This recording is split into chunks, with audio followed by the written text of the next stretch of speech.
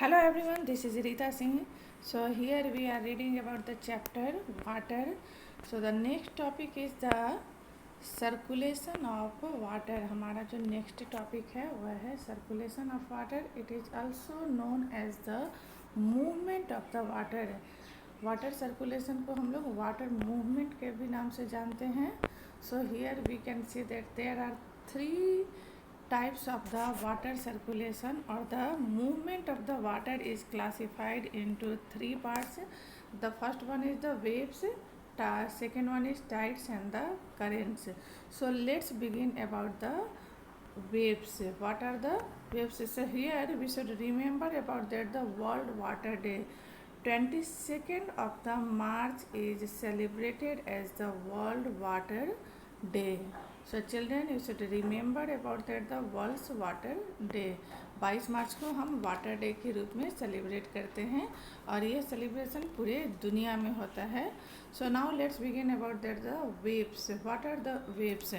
So I think most of the children you already observe the waters if you went on the beach. अगर आप लोग beach पे जाते हो या बीच पे गए होगे तो आपने वेव्स को ज़रूर देखा होगा कि कैसे समुंदर की लहरें ऊपर की ओर उठती हैं और फिर नीचे की ओर गिर जाती हैं. तो एक्चुअली ये वेव्स हैं. So when the water on the surface of the ocean rises and falls alternately they are called waves. So whenever we go on the beach, जब भी हम लोग बीच पे जाते हैं, many times we saw that the ocean's water, it rises up and it falls down. So this is a kind of the waves, and in the another word we can say that these are the waves.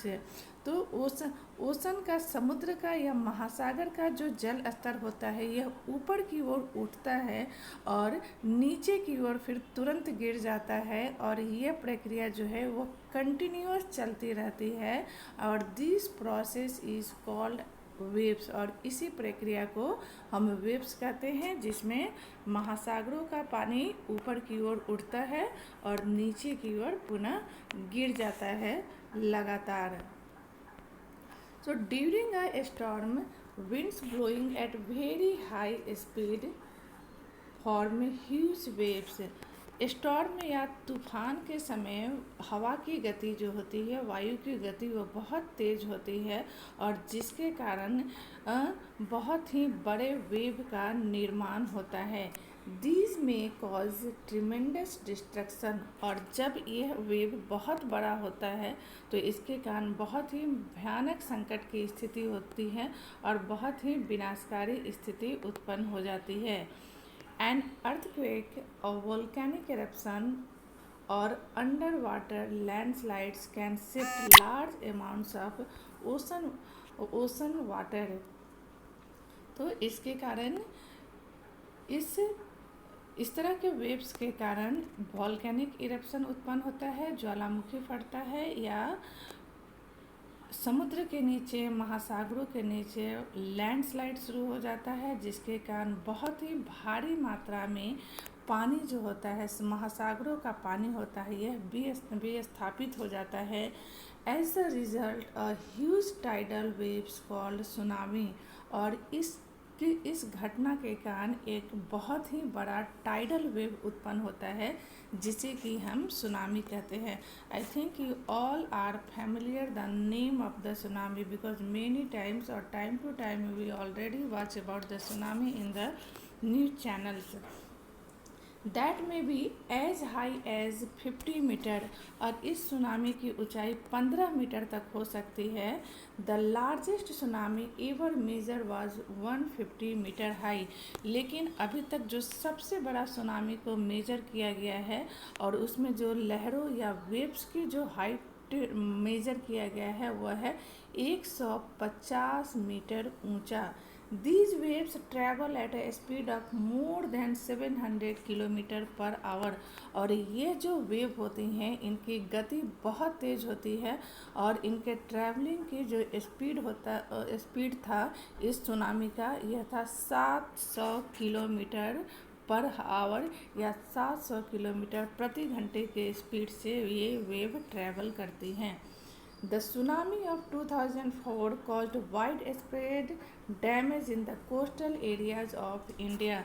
2004 में हमारे देश में एक इसी तरह का tsunami आया था और इस सुनामी के कारण भारत के तटीय क्षेत्रों में या कोस्टल एरियाज में बहुत ही ज़्यादा मात्रा में डैमेज या विनाशकारी घटनाएं हुई. The Indra Point in the Andaman and Nicobar Islands got submerged after the tsunami. और इस सुनामी के परिणाम स्वरूप हमारे अंडमान निकोबार का एक आइलैंड जिसे कि इंदिरा पॉइंट के नाम से जाना जाता है, due to this tsunami it was submerged. यह जो आइलैंड था इंदिरा पॉइंट वो डूब गया या बिल्कुल ही जलमग्न हो गया 2004 के सुनामी के कारण. So here, do you know tsunami is a Japanese word that means harbor waves. Tsunami एक जैपनीज वर्ड है जिसका मतलब होता है हार्बर वेव्स, यानी पोर्ट जहाँ पर कि शिप्स वगैरह रखे जाते हैं, उसे हार्बर बोलते हैं और इसीलिए इसका नाम रखा गया है harbour waves. As the harbors get destroyed whenever there is tsunami. क्योंकि और हार्बर वेव्स इसलिए इसे कहा जाता है क्योंकि जब भी सुनामी आती है तब ये जो हार्बर होते हैं, जो ये सी पोर्ट होते हैं, वे हमेशा डिस्ट्रॉय हो जाते हैं, नष्ट हो जाते हैं या बर्बाद हो जाते हैं सुनामी के कारण. इसीलिए इसे हार्बर वेव भी बोलते हैं. Here one more things about that the tsunami. Waves are found when gentle winds scrape across the ocean surface.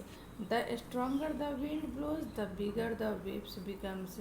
तो यहाँ पर होता है हवा की गति, वायु की गति जितनी ज़्यादा तेज होती है वेव्स उतना ही ज़्यादा ऊपर उठता है, वेव्स की ऊंचाई उतनी ही ज़्यादा वो होती है या उतना ही ज़्यादा ये बड़ा होता है.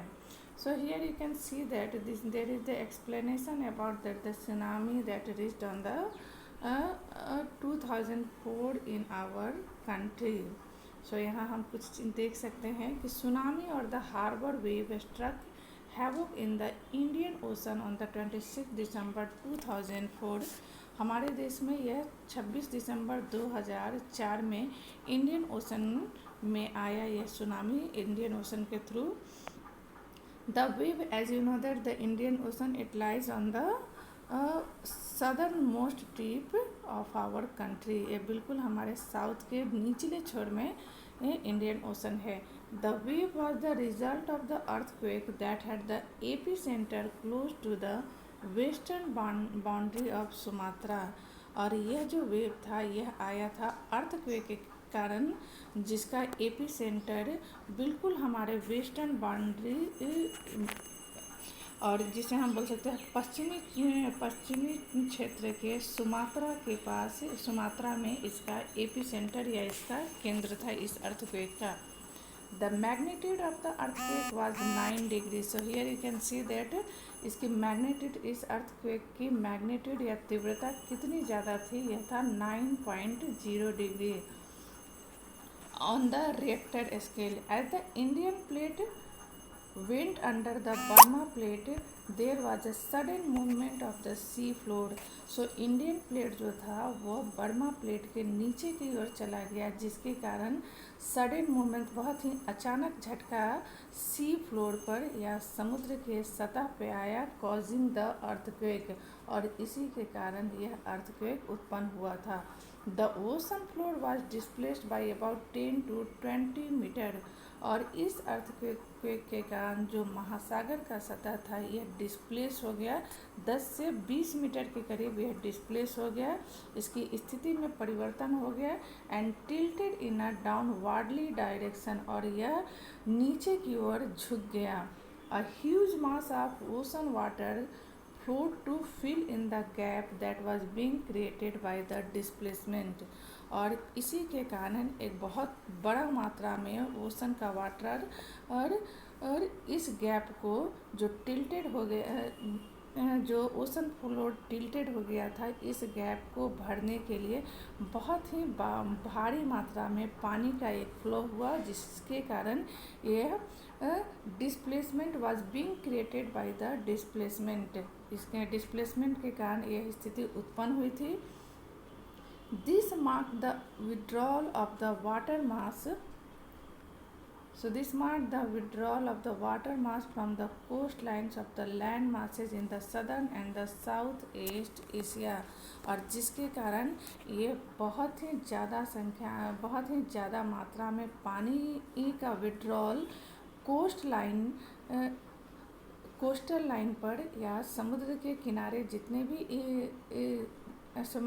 समुद्र के किनारे वाले तटीय क्षेत्रों में जो ज़मीन या लैंड थे वहाँ पर भयानक डिजास्टर हुआ, और ये ज़्यादातर डिजास्टर था south and the south east Asia की ओर। After thrusting of the Indian plate below the Burma plate the water mass rushed back towards the coast line, और इसके कारण जो ये वाटर मास थे ये कोस्टल लाइन की ओर बहुत तेज़ी की ओर बढ़ते चले गए। Tsunami travel eight A speed of about 800 kilometre, और सुनामी जो था ये इसके कारण जो सुनामी की स्थिति उत्पन्न हुई इसकी जो ट्रैवलिंग की गति थी वो 800 किलोमीटर पर आवर थी, और इसकी ये स्पीड जो था वह किसी भी एयरक्राफ्ट के स्पीड से भी बहुत ज़्यादा था। तो यहाँ हम देख सकते हैं कि 2004 में जो ये नेचुरल डिजास्टर आया था सुनामी के रूप में, उसके क्या भयंकर परिणाम हुए। सो यहाँ the travel speed also decline from the 700 to 900 kilometre per hour to less than 70 kilometre.